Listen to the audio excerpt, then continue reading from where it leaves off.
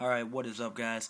This is Super New 117 here, and I'm starting a new series on my channel. It's similar to Book Nice's 10, ACBA, Meantime in Between Time. I'm calling it ACBA, Practice Makes Perfect, and it's basically just to fill in some spaces on my channel, put up some more videos, have you guys get to know me some more, and maybe interact with you guys some more. Basically, I'm just going to be showing you what goes on weekly and stuff like that.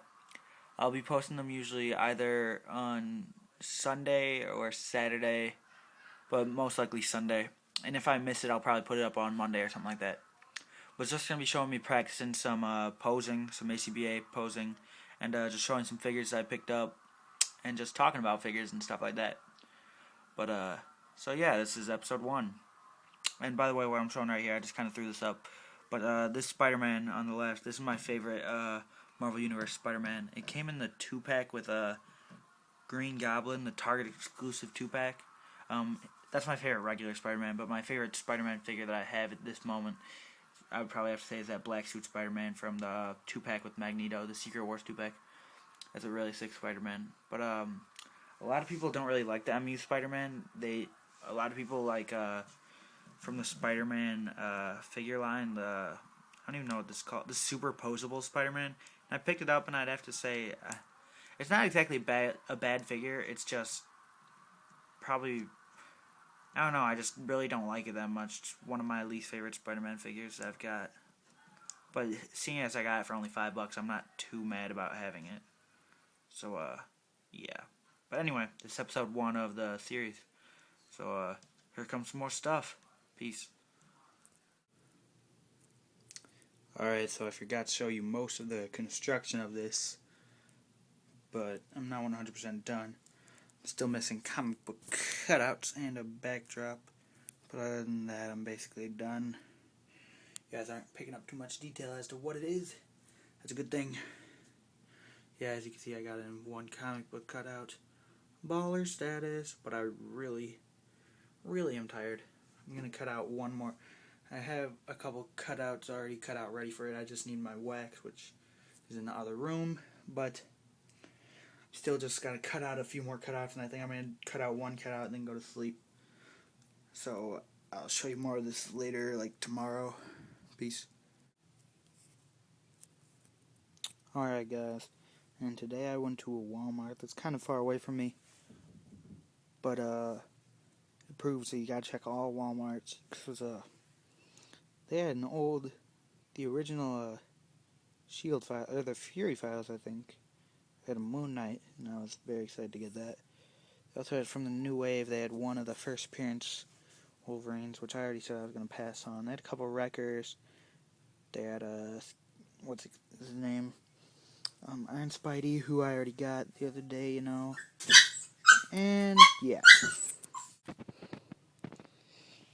Reuse molds. This is the second time, like, this month that I got another figure with this mold. I got the Moon Knight today, and then the other day, you know, I got the Union Jack. Then I also have the Black Panther. Those are the only ones I got. As Bug Nice 10 would say, package! Alright, and here's what I got in that package. I got a custom Days of Future Past Wolverine it's made out of a G.I. Joe body with some X-Men Origins Wolverine's hands, but like Marvel Universe scale. I think it's a pretty cool figure. Probably not actually going to keep it as Days of Future Past. I'm probably going to paint the white sideburns like black. And then this is a fairly well sculpted head for Wolverine. I like it. Articulation, his head fully rotates, looks up and down. Arms go in and out all around. He's got elbow joints, but they don't really go very far. And that's not the customizer's fault. It's the sculpt that the figure had. They only go like that. But that's not that bad. His wrists do not swivel because the hands need to be glued in. He's got a upper torso joint that rotates and goes up and down. Legs go in and out, forward and back. Bend 2 joints at the knee. Goes up and down at the ankle, rotates 360. and it's not the greatest custom. Like, personally, I probably wouldn't have gone for this custom, but only one person had bid on it, and it was only like, it only totaled out to be $8, so I picked it up just because, like, normally I wouldn't really need a Days of Future Past Wolverine, but yeah, he's got a little holster that comes with a pistol that you cannot really see. There we go, comes with a pistol. So yeah, pretty sick custom. Yeah, using broken figures is always nice. Now this is a Marvel Showdown 3 3/4 Iron Man figure, and about a year ago the head broke off. So what I did is I took this Star Wars head that looks kind of in a resemblance to Tony Stark, a little bit more Jewish, but that's okay. And I used some wax. I had to cut off a little bit of the neck, and you can't really see the wax, especially because it's red and it blends in. But I used some wax. Like, from the side it looks kind of weird, but from the front it looks like he's just standing there, right? Especially if you bring his chest like really far back. And then I just popped some wax on his side for the helmet, and it looks like he's just standing there holding his helmet. Now, this isn't going to be my final, but I'm thinking that, like, whenever I want to use him where he's kind of like in armor, I might use this body. I mean, the Star Wars head fits on all Marvel Universe figures, so. And also, I just did this a couple of minutes ago. I'm nowhere near done, but this is the beginning of a custom. This is like gonna be my Tony Stark when he's just like regular. You know how like in the movie he always had the repulsor on his hand? That's kind of the idea here. I'm gonna take off the head, use that head, grind down the star, and then paint that yellow, or maybe red. Probably yellow. And then I'll just kind of have it be like he's just walking around with the repulsor on because he's a baller like that. So, yeah. What's up, guys? Just filming a little bit of ACBA. Just threw this together in the past like 5 minutes. You got Spider-Man being chased down by Venom, shooting out a web trying to escape as he's hurtling over this car. You can really get figures decently off the ground using paperclip stands and whatnot. See this guy, he's like, what the hell? Just staring up at Spider-Man. But yeah, just wanted to show that. Peace. Yeah, and earlier I had said that this is the worst Spider-Man figure I've ever gotten. And this is from the Spider-Man 3 3/4 inch line. Now, he's the most articulated figure from that line. He's actually got close to Marvel Universe articulation, but he's just a pretty bad figure otherwise. But I did get, this is the first guy that I got from the whole Spider-Man series, but I did get another one that I knew they were never going to make into MU form. That's this version of Ben Reilly, because I know they're making the Scarlet Spider, like the cooler costume, the one where it's red and he's got the blue jacket. They are making that soon in MU, but they're probably never going to make this. But this guy was only like $5 or something like that, so I thought I'd pick him up. And he's got even worse articulation.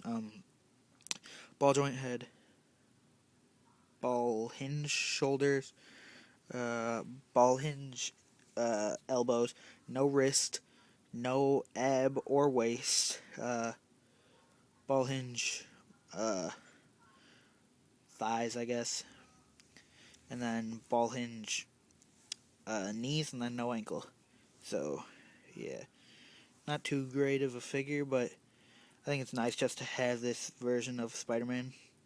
I was always a big fan of Ben Reilly, more in his regular Scarlet Spider costume, but this was a pretty cool costume. And then also today, I picked up the